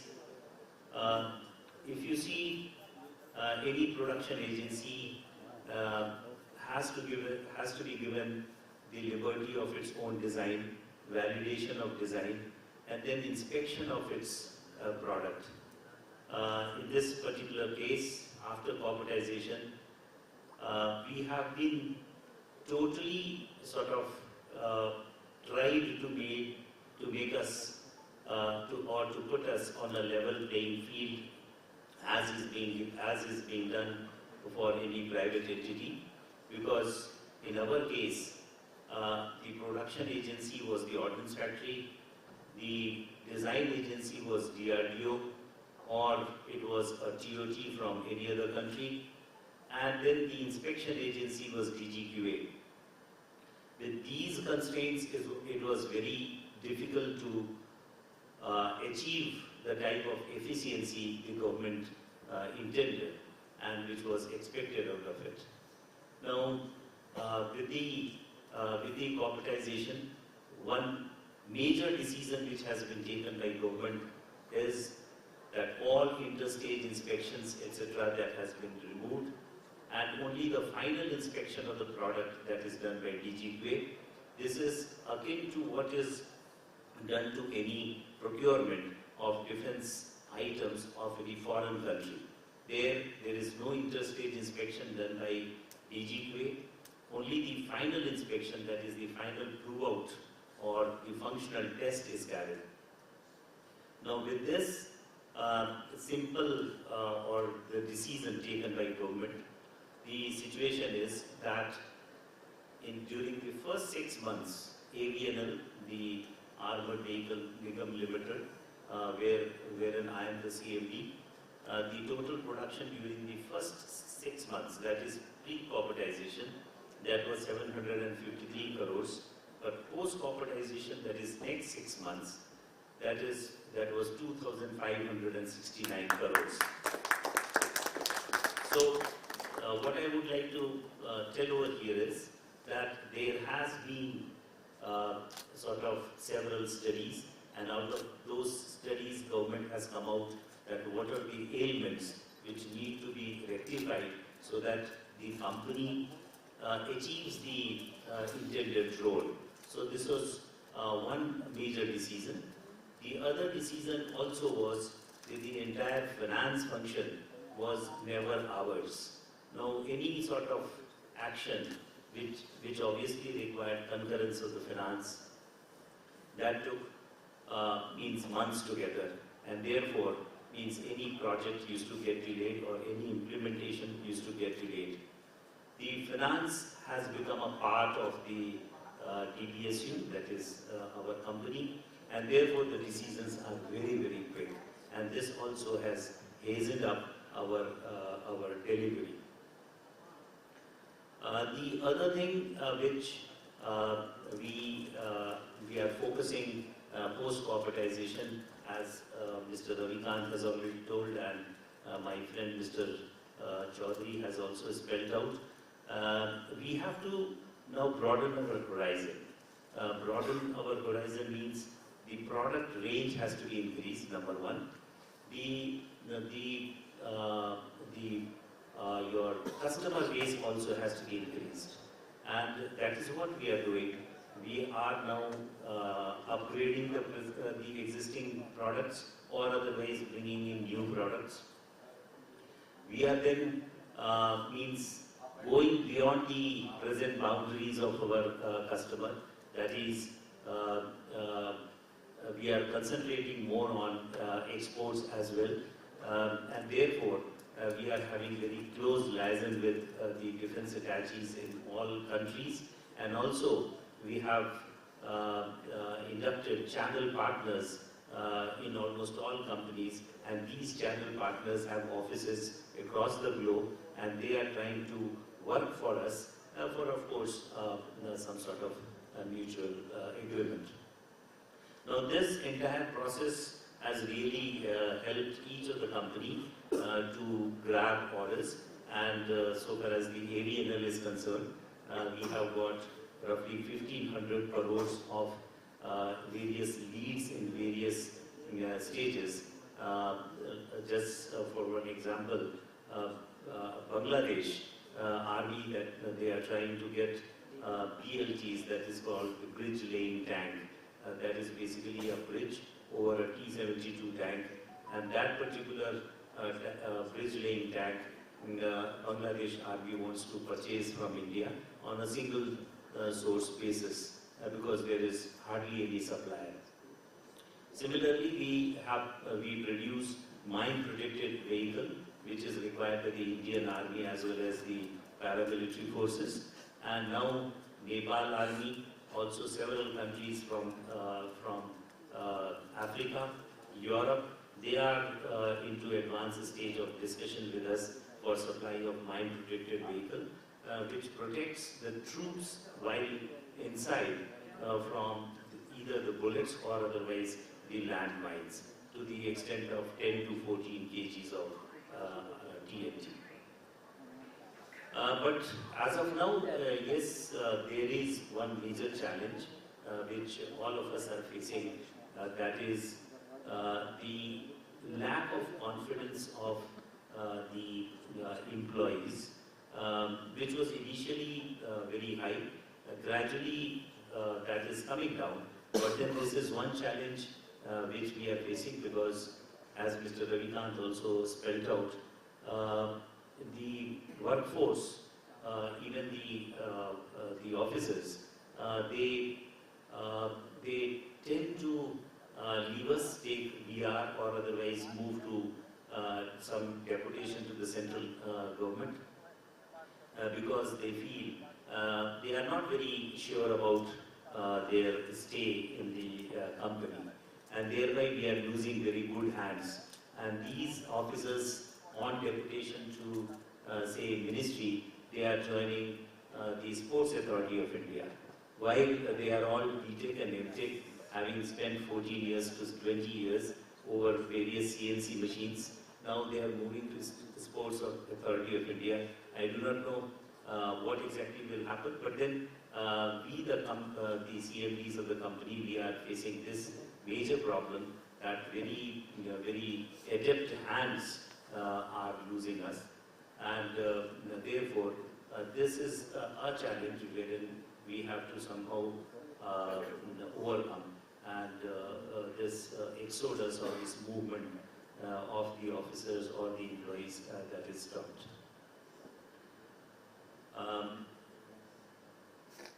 That is what, as of now, I have got to say. Thank you. Thank you, Mr. Srivastava. I think it's very interesting that you brought out about QA process. The private sector has been pushing for this QA process for last, I recall at least 10 years. We've been saying that QA is to be done only with the product. But it's very nice to hear from you that they've started this because they're going to start it for us. And we do hope that will extend those very soon. It's very good. And also this conundrum that you have of HR retention policy versus exodus of people is a real challenge that we face. But I'm sure as your company matures, you will have more professionals who will be there for a long time.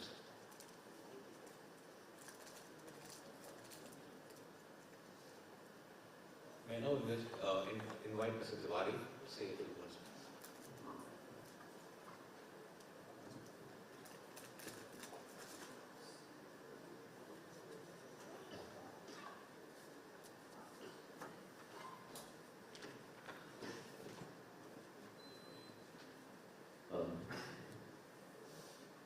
Good evening to all dignitaries on the dais and off the dais, respected industry partners. Once again, a very good evening. Of course, I am a part of 7 DPSUs out of Audit Factory Board, Audit Factory Board. So we also have been facing the similar issues and the problems what other DPSUs have been facing. Mr. Ravikant, Mr. Chaudhary and Mr. A.N. Srivastava, they have brought out in detail the various issues. Gliders India Limited I am representing. We have also faced the same. But I will just start by giving the reference to what today's topic, 1 year journey. I will say that this topic is very relevant to all of us, not only the 7 companies. I will say that it is relevant to the entire industry landscape of the country because the decision to convert the Audit Factory Board into 7 different companies, it was a major decision and it was a big decision. Rather, I would say it was a historic decision by Government of India. But the conversion of board into 7 different companies, this process was done in a flawless manner. It was done in a time-bound manner. Enablement was there from DDP side. So I will say that this exercise has been done successfully by DDP, and this has also demonstrated the active involvement, active support of DDP what we have been getting and still now. And because in absence of that we could not have performed what we have done.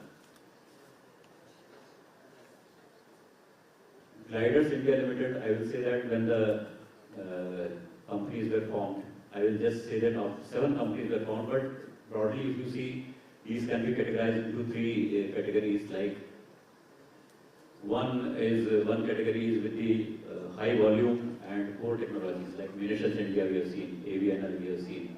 These are the major companies. But another side, there are companies which are having low volume, but they are strategically important. They are technically complex. Like the Gliders India Limited, what I am representing now. It is a small company, but the manufacturing, we are dealing with all kinds of parachutes. I will just cover that in a few minutes. It's a small company, but its parachute making is technologically very complex subject. Any manufacturer, any textile manufacturer, fabric manufacturer cannot manufacture parachutes. It is technologically competent and complex product. So we have started with a small unit, but as you know, it was made from our erstwhile ordnance equipment factory group, which was bifurcated into two groups. So we have started, and we have even from the first day we have to sort out our business essentials even. Right, the journey I am just giving, right from designing of our logo to website and the whatnot, from the small things we have started. And of course, we have started, then everything has started falling in line with us. And last 6 months, that means from 1st of October to 31st of March, we could complete the financial year with a nominal profit we have also shown in the 6 months production. If I can give the figures, the first 6 months production figures under OFB design from 1st of April to 30th of September was around 35 crores. But in the balance 6 months, we could achieve a figure of 95 crores. And this year also we have done more than 40% of the last year turnover. So that is what is now we have been working in that manner. How this has happened, what was the magic? Was it a magic band? No. Mr. Srivastava has very beautifully brought out. There are infrastructural changes which government has done. Be it finance, be it quality department, be it design agency. All the agencies have been infrastructurally, it has been support has been given. I will only say about the gliders, 2 or 3 minutes. Gliders, India Limited is dealing with all kinds of parachutes, military parachutes, Air Force parachutes, which again include all kinds of brake parachutes, man-carrying parachutes, supply drop parachutes, ammunition like illumination carrying parachutes. So we have been making this for last more than 70 years. That means our production unit, of course we are only 1 year old.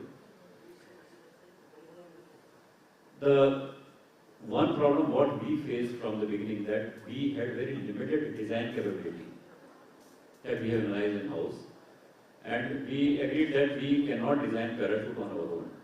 So what was the option? Then we have only gone outside. So industry-led designing agencies, startups we have approached. We have approached the academic institutes like IIT Kanpur is nearby. We have approached them, and through them also we have approached the startups.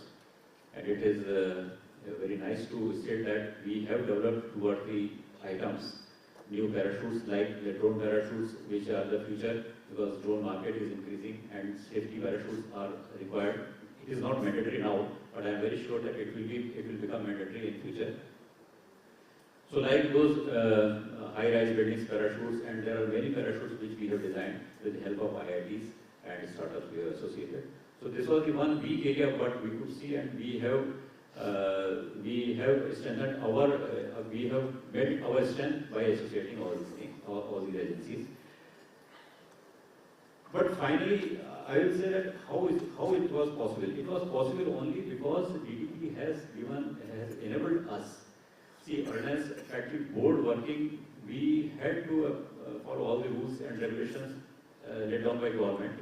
But now we have been given flexibility, that Board of Directors, to frame, to delegate financial powers, to make our purchase manual, and all kinds of decisions are only limited to at our level. Otherwise, through Ordnance Factory Board, it was going to Ministry, and it was a long-term process.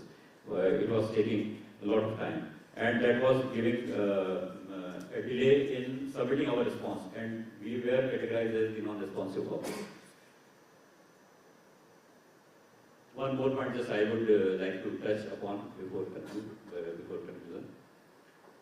Gliders India Limited, being a very small unit, even then the business development units which we have created in our setup, they have been working extensively in increasing either our product base to introduction of new products like sports adventure parachutes. You must be now listening, because it has become a hobby for families even. So it's paragliding, parasailing, parachutes, which are now at least as on date, these are being imported in India. That we have already taken the challenge, and this we have taken up the challenge through IDEX platform of DDP. We have launched our challenges, and it is glad to inform through this forum that 2 and 2, that means 2 firms each, in case of paragliding and parasailing parachutes, have shown interest and they have been found technically capable, and they are startups.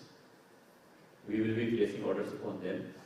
So our business development units, what I was mentioning, that one direction is to increase our product base so that we can approach other than our services market to civil market also.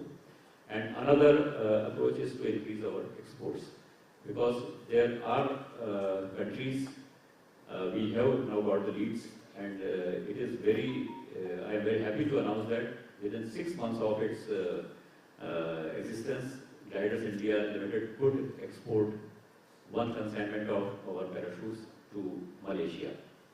I am not giving the details, but Malaysia we could export our parachutes, and we are expecting some more orders from that country. Not only that, we have been in contact in geographical areas like South African and East African countries, Central Asian countries, as well as Southeast Asian countries, and there are good responses.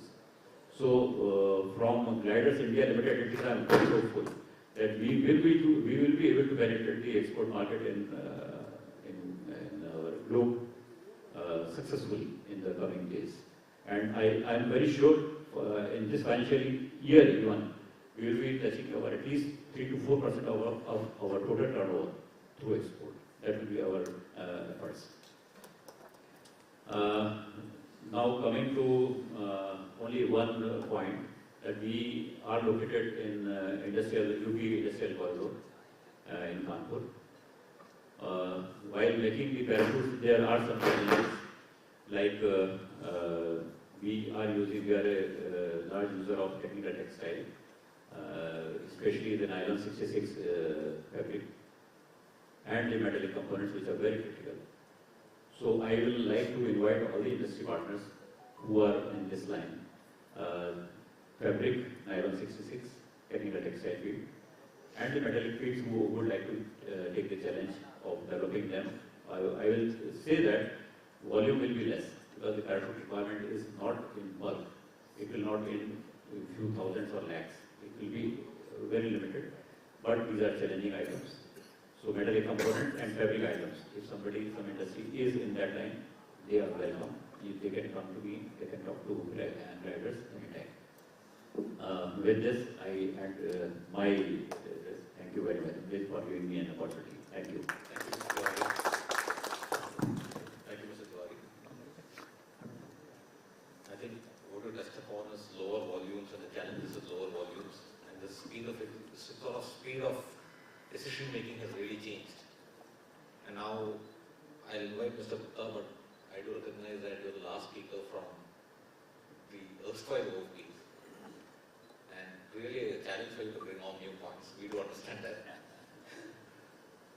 Please. Sorry to Mera Namaskar, distinguished panelists, and officials from FICCI, and my dear audience. Most of the challenges which Ordnance Factory Board has faced after the becoming DPSU, mostly the things have been told.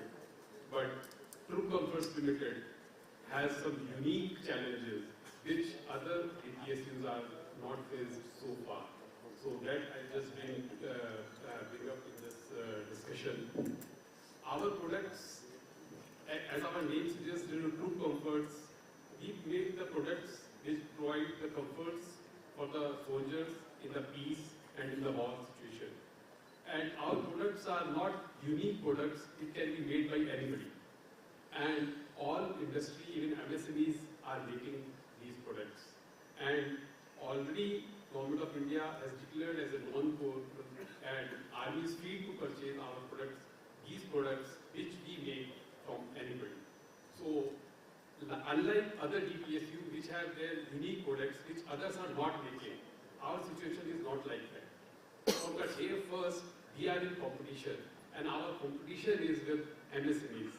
And what disadvantage we have high supervision cost, high workman cost, high establishment cost, and being government, the other challenges which already other companies has told, that already there. And we don't have that advantage, any advantage of having a load, constant load for 4-5 years for the coming years. So this is a very unique challenge and a very unique problem we are having, we are facing so far. So what we did, so how to survive? So we did 4-5 things in which we can, so that we can survive or we can go along in the coming years. So first, we see what we are mostly we are making the traditional products and which can be made by anybody. So first we identified some new products which others are not making or which are import substitute in which the army are importing. So we have selected around 18 products in the last 1 year, I am just telling you, and in which are not made by all the industries, and these are either the product improvement of the existing products or these are the import substitutes. So out of these 18 products, 12 we have already established it and we have successfully made it, and practical trial as army has user trial has also been done, and around 6 products are there which are under development. So that we have done it so that we can have a kitty of niche products so that army can come to us, which is our main customer, because our 97 product is going to Indian Army. So that we can have some niche products. So that we have done it. Other thing we did, we have MOUs, like my other speakers have told, that we don't have any much R&D capabilities and development capabilities. So we did 2 MOUs. One MOU we did with the IIT Delhi and another MOU we did with the NIFT. So that we can have the design support from IIT Delhi and some the aesthetic and other designing support from NIFT. Apart from these 2 MOUs, we have done also, and that we are signing in this Bandhan event the day after tomorrow, we have done MOUs with 8 Indian industry partners in which we are not that much, either we are lacking in R&D or which are we are having the less capacity to make it. Like extreme cold climate clothing, that is, even the clothing which are required for the -50°, and the ballistic products.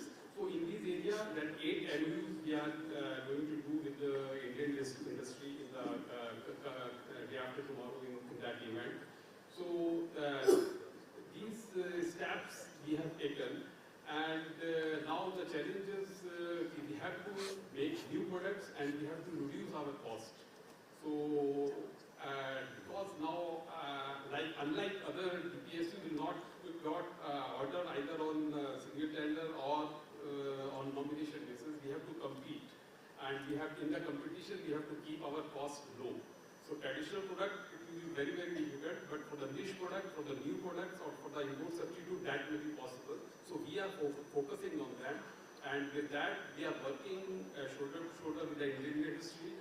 Even we are talking with our foreign collaborators also, so that some products which the army is importing, so that we can together we can make here. So these are the major challenges we are having, which are very unique to us, and I hope we'll come over over these challenges in the coming time. Because one more thing that earlier army used to give order for the 4 to 5 years, but for us, for True Comfort item, it is only for the 1 year. So whatever we got only for the 1 year. So for the next year onwards, we don't have, will not get anything on the nomination or anything. So we have to, on single tender, we have to compete. So that we are working on that, and I hope will success. And our all officers, our all workers, everybody is knowing the situation, and we are working hard for that, and hopefully we'll succeed it. And other practicing that are already with us that I have not discussed.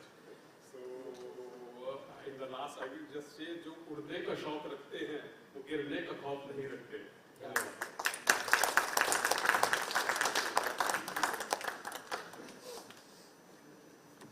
Thank you, Mr. Gupta. I think you brought it out very well. And I think you did bring out very well that you're really competing with MSMEs. It's a challenge. Big business houses also face a similar challenge. Competing with MSMEs because you have a lot of overhead costs, supervisory costs. I think it's very well yet. I'll now request Mr. Mohammed, but I'll change the format a little bit because I think you already had one speaker. So if you could briefly explain to the audience as to how you can actually help the partnership or even as to how we can use your resources for both the private and the public sector. You can just do this briefly.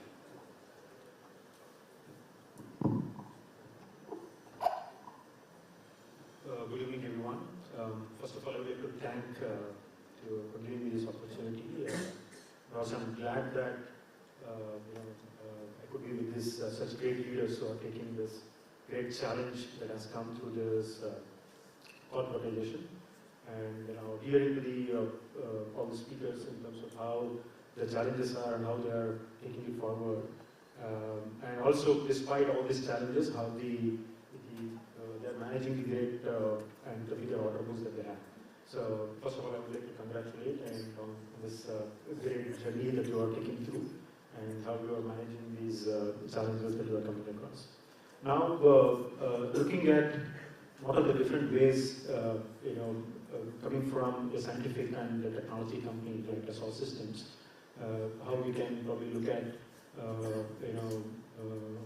working with these organizations and also, what are the different areas and that we can work to have the improvements, and also while we might be attempting many different ways to address those challenges, but some of the ideas and thoughts from our side as well. So I will look at looking in three different aspects. One, in terms of the technology adoption. Second, in terms of having the skills, continuously enhancing the skills, and also ensuring that the skills are retained and capacities are developed to address the need that you have. And third is more in terms of the collaborations that we can have with the different private sector companies and also the different technology providers. So primarily, if you look at the first aspects, more in the context of technology adoption. So, I think with the need of product range that is getting increased, and also in terms of the order books that we have, I think there's a real demand in terms of the objectives to achieve, to have the first-time right product, ensure that you have the right quality, ensure that the products are delivered on time, and also ensure that the wastage is not there, and sustainability aspects of the today's requirement are considered. So in that aspect, it is important that the technology adoption is the key. The change that we bring in terms of how we look at the component engineering, design collaborations, and also connecting with the virtual validations that we do, and also how we take it forward to the manufacturing and the smart factories that we have seen in the presentations as well, the factories of the future. So here the primary aspect is how such the technology adoptions can be taken up, how the collaborations can be done with the solutions providers like us. Okay, we are certainly looking forward to work and look at how we can support in these aspects. And the second point is more in the context of the skill development and also ensuring that the capacities are developed and also the skills are retained. So in that context, we also have a set of engagements with example that we had earlier, also seen with the presentations with Boost Aerospace, how the Center of Excellence and the consortiums can be developed. So that is also will help in terms of how you can establish a common center of excellence, do a lot of product innovation, and discuss in terms of how the product innovations can be done, and also enhance the skills of the resources, and also develop the workforce to address the future requirements and the production capacity requirements that we have. And the third aspect with respect to the collaborations, and you also said that with MSMEs you compete, in terms of how the faster products, the developed products can be developed faster to the market. But at the same time, I think the domain skills that you carry makes a lot of difference. That's not the case with many of the MSMEs. You come with a lot of domain skills, with experience in this domain. So also here the key aspect would be again to have the partnerships with MSMEs or the other private players. It is also important that how the technologies are adopted and how you can establish the collaboration with different private players and also the suppliers. So supplier collaboration and also the design collaborations becomes the key. The collaborations here could be in different aspects. It could be in the context of the design collaboration, could be in the context of the manufacturing, tooling, and all those aspects. So that is also one of the key aspects. So all in all, if I look at the primary aspect would be how we can have the enhancement in the technologies and technology adoptions that we can embark into by ensuring that all the different domains of this whole product development cycle or the product life cycle management is incorporated into it, so that the same thing can be extended to different suppliers, different vendors, and the partners in the market. So that would help in achieving this. So again, to summarize, as I said, coming from technology organizations, we look forward to work with you and look at how we can be part of your this journey of great challenges and the great objectives that you have set forth. And looking forward to collaborate with you and partner with you. Thank you, Mr. Mohan. I think if I can sum it up for you, and if you permit, for a new organization, you have a great possibility of providing enterprise solutions that were hitherto not existed. Because as an organization grows, they are changing from the governmental structure to the corporate structure. So I think it does afford a great opportunity for a company like that. So with this, we come towards the end of the session. It's only my duty to firstly recognize and thank everybody in the audience to be here. We have overstayed the hospitality of the seminar by a few minutes. But most importantly, what I would like to recognize is what I've heard in the first session and this session. There were doubts, there were seeds of doubts 1 year back, 1.5 years back.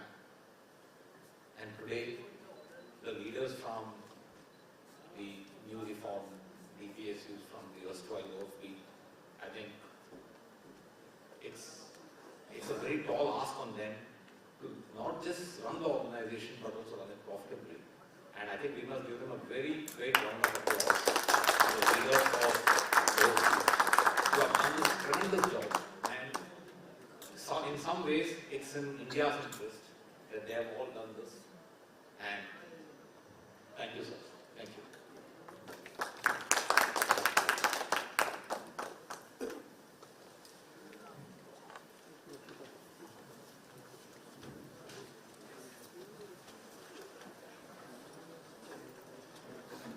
I would like to thank all the panel members, Mr. Rajesh Chaudhary, Mr. A.N. Srivastava, Mr. V.K. Tiwari, Mr. Atul Gupta, and Mr. Azamudullah Mohammed. For a group, sir, I would like to request everybody for a group picture. And let me also let you know that there is coffee and tea, so I request you to please have it also.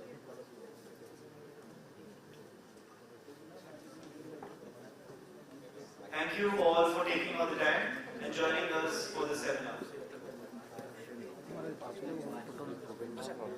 जो ministers आए थे उसका एक green card उनको दिया था, उसकी photo चाहिए। विशाल भैया ने हाँ, थर्ड फ्लोर पर उनको अब विशाल भैया का नंबर बताइए। हाँ लेकिन ग्रुप